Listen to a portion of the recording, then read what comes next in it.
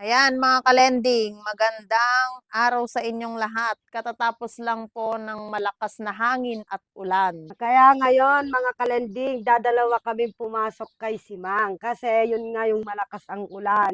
Tsaka si kalending ko rin pupunta ngayon dyan sa San Fabian, Pangasinan.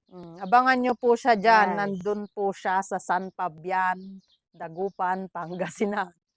Sa lakas ng ulan mga kalending, natumba pa nga yung mga halaman dito sa pinagte-tapingan namin, dito sa bahay kubo ni Direk. Kung mapapansin nyo, eto ang mga halaman na natumba. Eto mga kalending. Kaya itatayo natin.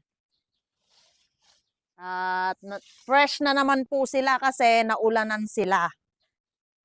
Sana all nadiligan.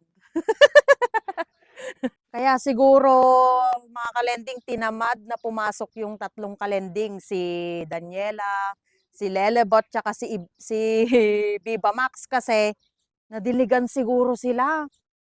Kaya tinamad na sila pero biro ko lang yun At tingnan nyo, maalinsangan pa rin kahit katatapos ng ulan. Alinsangan.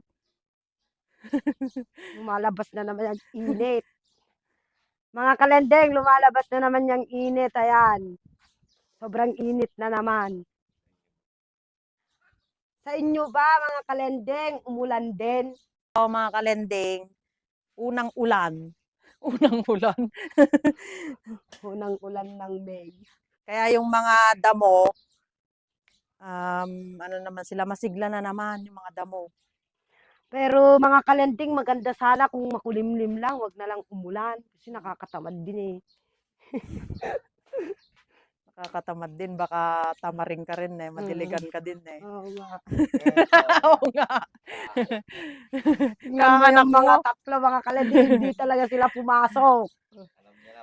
Nadiligan. Joke lang yan mga kalending. Mm. Pero mga kalending, dalawa kaming pumasok, gagawa pa rin kami ng mga video. Magre-reels pa rin po kami para po may upload kami.